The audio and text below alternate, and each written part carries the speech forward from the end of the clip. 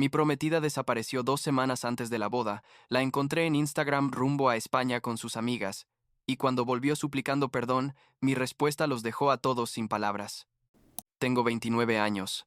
Trabajo en marketing digital y hace exactamente un año cancelé mi boda 2 semanas antes de que sucediera. Sí, 2 semanas. Marketing. DCN. Ya sé lo que estás pensando, que debió pasar algo catastrófico, y la verdad es que sí pasó, pero no de la manera que probablemente te imaginas. No hubo infidelidad, no hubo peleas épicas, no hubo ningún drama de telenovela. Lo que pasó fue que mi prometida, Hannah, simplemente desapareció. Y cuando digo desaparecer no estoy hablando metafóricamente, me refiero a que literalmente se esfumó de nuestro apartamento sin decirme absolutamente nada, y lo que vino después, básicamente destruyó todo lo que habíamos construido juntos durante casi 5 años. Supongo que debería empezar por el principio, o sea, por cómo nos conocimos y todo eso. Hannah y yo nos conocimos en una conferencia de trabajo hace como 6 años. Ella trabajaba en recursos humanos para una empresa tecnológica, y yo acababa de cambiar de trabajo a una agencia de marketing. Conectamos súper rápido, ya sabes, de esas conexiones donde sientes que conoces a la persona de toda la vida, aunque apenas lleven hablando un par de horas. Empezamos a salir tipo un mes después de conocernos, y las cosas fueron increíbles desde el inicio. Era divertida, inteligente, ambiciosa, y teníamos los mismos planes para el futuro, o eso creía yo. Nos mudamos juntos después de año y medio de relación, y honestamente todo iba perfecto. Claro, teníamos nuestras peleas como cualquier pareja, pero nada grave, nada que nos hiciera pensar que las cosas no iban a funcionar.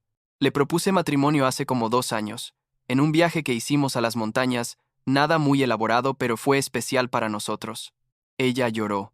Dijo que sí inmediatamente, y pasamos el resto del fin de semana planeando cómo queríamos que fuera nuestra vida juntos. Decidimos esperar un año antes de empezar a planear la boda, porque ambos queríamos enfocarnos en nuestras carreras primero, y la verdad es que ese año fue genial. Compramos muebles nuevos para el apartamento, adoptamos un gato que se llama Mochi, por cierto, y básicamente actuábamos como si ya estuviéramos casados. Todo el mundo decía que éramos la pareja perfecta, y yo honestamente lo creía. Empezamos a planear la boda formalmente hace como un año. Queríamos algo mediano, tipo 150 invitados, en un venue bonito pero no excesivamente caro. La mamá de Hannah se involucró bastante en el proceso, lo cual estuvo bien porque así Hannah tenía con quien hablar de todos los detalles que a mí honestamente no me importaban tanto, tipo el color de las servilletas o qué flores debían ir en cada mesa. Yo me encargaba más de la parte logística, ya sabes, contratar al fotógrafo, coordinar con el venue, asegurarme de que todos los depósitos se pagaran a tiempo. Dividimos las responsabilidades de manera bastante equitativa y todo iba según el plan. O eso pensaba yo. Mirando hacia atrás, debí haber notado que algo estaba raro como un mes antes de la boda. Hannah empezó a actuar diferente, tipo más distante, y cuando le preguntaba si todo estaba bien, ella solo decía que estaba estresada por el trabajo y por todos los detalles de último minuto de la boda. Yo lo entendí completamente porque yo también estaba estresado, así que no le di mucha importancia. Había días en los que llegaba a casa y ella ya estaba dormida, o se quedaba hasta tarde en su laptop diciéndome que estaba respondiendo correos del trabajo. Nada que me hiciera sospechar que algo malo estaba pasando. Solo pensé que ambos estábamos en modo supervivencia, tratando de llegar al día de la boda sin volvernos locos. 2 semanas antes de la boda, básicamente cuando ya todo estaba confirmado y pagado, me desperté un jueves en la mañana, y Hannah no estaba en la cama. Pensé que tal vez se había levantado temprano para ir al gimnasio o algo así, pero cuando fui a la cocina no había señales de que hubiera estado ahí. Su bolso no estaba, su celular obviamente tampoco, y cuando revisé el closet vi que faltaba su maleta pequeña, la que normalmente usaba para viajes de fin de semana. Me empecé a preocupar porque no me había dejado ninguna nota ni mensaje, y cuando intenté llamarla, su teléfono sonaba, pero ella no contestaba. La primera hora estuve relativamente tranquilo, pensando que tal vez había tenido que salir de emergencia por algo del trabajo y se le olvidó decirme. Pero después de llamarla como 10 veces y mandarle otros tantos mensajes sin recibir respuesta, empecé a entrar en pánico. Le mandé mensaje a su mejor amiga, Sara, preguntándole si sabía algo, y ella me dijo que no tenía idea de dónde estaba Hannah. Llamé a los papás de Hannah y ellos también estaban confundidos porque no sabían nada. Su mamá empezó a preocuparse, y me dijo que iba a intentar comunicarse con otros familiares por si alguien sabía algo. Pasaron como 4 horas sin noticias, y yo, honestamente, estaba considerando llamar a la policía porque esto no era normal para nada. Hannah podía ser desorganizada a veces, pero nunca haría algo así sin avisar, especialmente estando tan cerca de la boda. Me quedé en el apartamento esperando, revisando mi teléfono cada 30 segundos, sintiendo cómo la ansiedad me consumía más y más con cada minuto que pasaba. No podía concentrarme en nada. No podía trabajar. No podía ni siquiera ver televisión para distraerme. Solo daba vueltas por el apartamento como león enjaulado, imaginándome los peores escenarios posibles. Entonces, y esto es lo que todavía no puedo creer que pasó, estaba scrolleando en Instagram de manera obsesiva revisando si Hannah había posteado algo, cuando de repente veo una historia de una de sus amigas de la universidad, Melissa, y ahí estaba Hannah, en lo que claramente era un aeropuerto, sonriendo con un grupo de como 5 chicas, todas con maletas, y esas expresiones de emoción típicas de cuando vas de viaje. La historia decía algo como España, aquí vamos, con un montón de emojis de avión y copas de vino. Me quedé mirando la pantalla literalmente, sin poder procesar lo que estaba viendo. ¿España? ¿2 semanas antes de nuestra boda? Inmediatamente le tomé screenshot a la historia, y empecé a revisar las cuentas de las otras chicas del grupo. Todas habían posteado cosas similares, y por lo que pude ver, este viaje había sido planeado desde hace tiempo, porque una de ellas mencionó algo sobre, finalmente, el viaje sorpresa. ¿Viaje sorpresa? ¿Para quién era la sorpresa? Porque claramente yo no sabía nada de esto, y aparentemente nadie más en su familia tampoco. Sentí cómo la preocupación se transformaba instantáneamente en una mezcla de furia, confusión y algo que ni siquiera puedo describir bien, tipo una sensación de vacío en el estómago. Le reenvié el screenshot a los papás de Hannah con un mensaje que básicamente decía, aparentemente está en camino a España, y su mamá me llamó inmediatamente, completamente en shock. Me dijo que ella no tenía idea de ningún viaje, que Hannah no le había mencionado nada, y que esto era completamente inaceptable. Su papá tomó el teléfono en algún momento, y sonaba genuinamente enojado, diciéndome que iba a intentar comunicarse con ella, y que esto no podía estar pasando. Aprecié su apoyo, pero honestamente en ese momento no me servía de mucho porque mi cerebro seguía intentando entender qué estaba pasando. Como a las 6 de la tarde, casi 9 horas después de que me desperté, y la encontré desaparecida, finalmente me llamó. Cuando vi su nombre en la pantalla, sentí una oleada de emociones tan fuerte que casi no podía contestar. Respiré profundo y contesté. Y lo primero que escuché fue música de fondo y risas, y ella diciendo, «Hola bebé», con un tono súper casual como si nada estuviera pasando. Le pregunté dónde estaba, aunque ya lo sabía obviamente. Y ella me dijo, «En Barcelona, las chicas me sorprendieron con este viaje. ¿No es increíble?» Y yo literal no podía creer lo que estaba escuchando. Le dije que la había estado buscando todo el día, que había llamado a todo el mundo preocupado pensando que algo malo le había pasado, que nos casábamos en 2 semanas y ella había desaparecido sin decir nada. ¿Y sabes qué me dijo? Literalmente estas fueron sus palabras. «Tyler, relájate, es solo un viaje de fin de semana, vuelvo el lunes. Mis amigas planearon esto hace meses y merezco tener una despedida de soltera como se debe. Vas a tener que lidiar con esto, porque ya estoy aquí, y no voy a arruinar el viaje de todas por tu drama». Quedé completamente mudo. ¿Mi drama? Intenté explicarle que no se trataba del viaje en sí, sino de que no me había dicho absolutamente nada, que me había dejado preocupado sin ninguna consideración, que había cancelado reuniones de trabajo para buscarla, que su familia estaba igual de preocupada. Pero ella solo seguía repitiendo que yo estaba exagerando, que ella tenía derecho a tener su tiempo con sus amigas y que debía madurar y no ser tan controlador. La conversación se puso cada vez más tensa, con ella defendiendo su decisión y yo tratando de hacerle entender que el problema no era el viaje, sino la forma en que lo manejó. En algún punto ella me dijo que sus amigas pensaban que yo era demasiado serio y que necesitaba relajarme más. Eso me dolió porque nunca había conocido realmente a estas amigas. Eran de su época universitaria y vivían en diferentes estados, así que aparentemente habían formado una opinión de mí basándose solo en lo que Hannah les contaba. Le pregunté por qué no podía entender que lo que hizo estaba mal, y ella básicamente me gritó que, Si tanto problema tenía con eso, tal vez deberíamos reconsiderar la boda. Y ahí fue cuando algo en mí se rompió, o se aclaró. No estoy seguro cuál de las dos. Le dije, ¿sabes qué, Hannah? Tienes razón. Tal vez deberíamos reconsiderar la boda. Y ella se quedó callada por unos segundos antes de decir, espera, no quise decir eso literalmente. Pero yo ya había tomado mi decisión en ese momento. Le dije que disfrutara su viaje y que hablaríamos cuando volviera, pero que honestamente ya no veía cómo podíamos casarnos después de esto. Ella empezó a decir algo, pero yo colgué.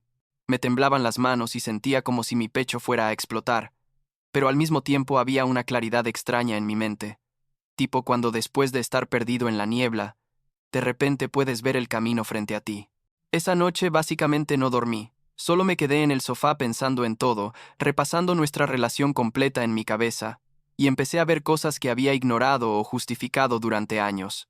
La forma en que Hannah a veces minimizaba mis preocupaciones, como cuando yo tenía un problema importante, ella lo convertía en algo sobre ella. Esas pequeñas cosas que pensé que eran normales, pero que en realidad eran señales de que no nos comunicábamos bien. Y lo más importante, me di cuenta de que alguien que realmente me amara y respetara nunca me haría pasar por lo que acababa de pasar. No importaba si era su despedida de soltera o el viaje de sus sueños, la forma en que lo manejó mostraba una falta de consideración y respeto fundamental. Al día siguiente llamé al venue y expliqué la situación. Fueron increíblemente comprensivos dado que estaban perdiendo una boda grande, pero me dejaron claro que los depósitos no eran reembolsables. Perdimos como $12,000 solo ahí, sin contar lo que habíamos gastado en otros vendors.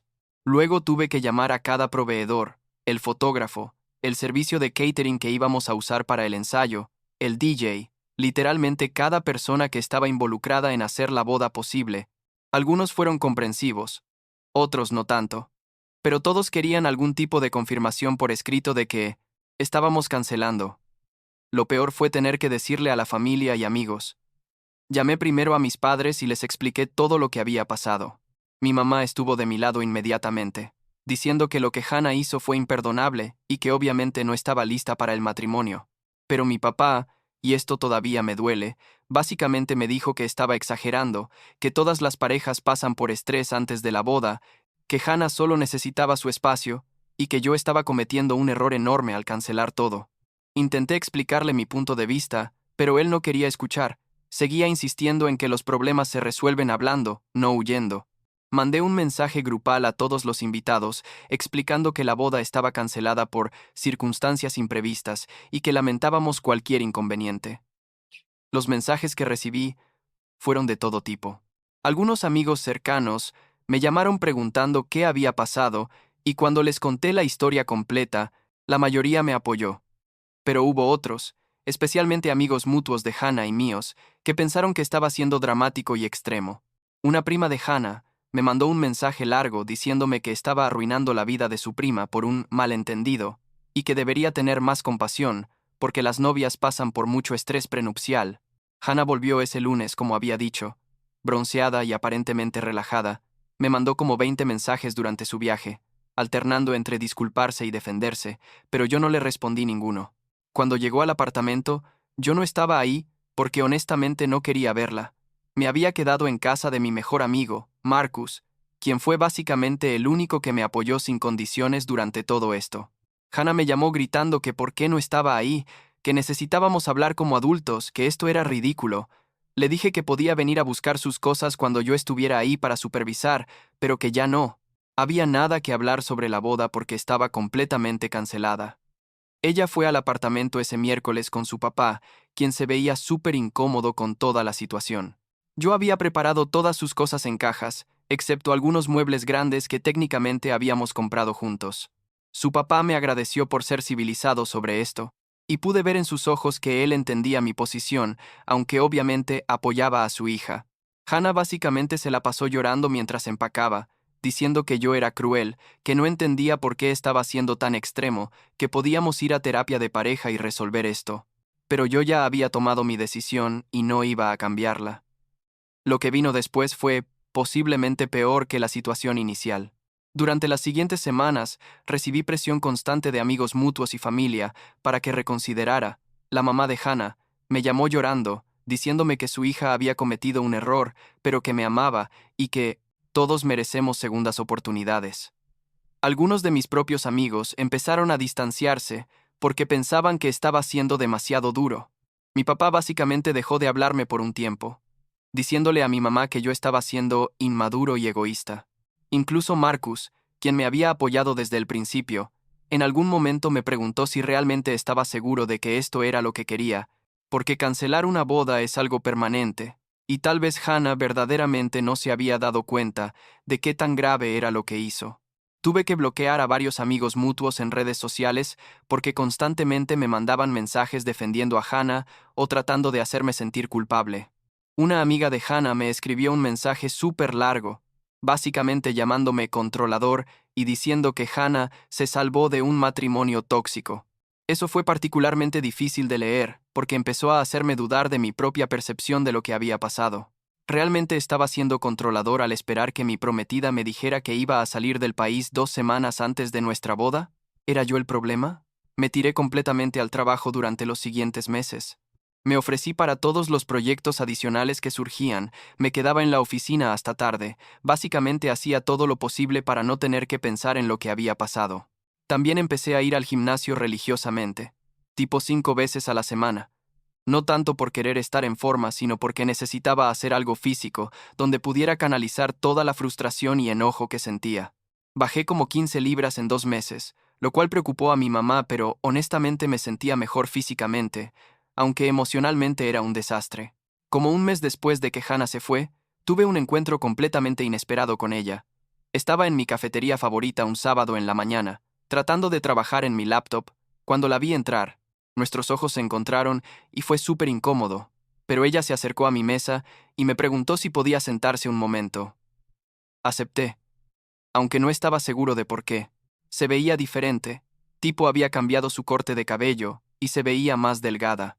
Me dijo que había estado yendo a terapia, que había entendido que lo que hizo fue terrible y que quería disculparse apropiadamente sin esperar nada a cambio. La escuché sin interrumpir, y cuando terminó solo le dije, gracias por la disculpa, y que esperaba que la terapia le estuviera ayudando. No hubo drama, no hubo gritos, solo una conversación civilizada de 5 minutos, y luego cada uno siguió con su día. Pasaron como 3 meses antes de que finalmente decidiera ir a terapia yo también. Un amigo del trabajo me recomendó a su terapeuta, diciéndome que le había ayudado mucho después de su divorcio. Al principio era escéptico, porque nunca había ido a terapia y tenía todos los estigmas típicos de que pedir ayuda profesional era signo de debilidad o lo que sea. Pero la primera sesión fue reveladora de una manera que no esperaba. Mi terapeuta, el Dr.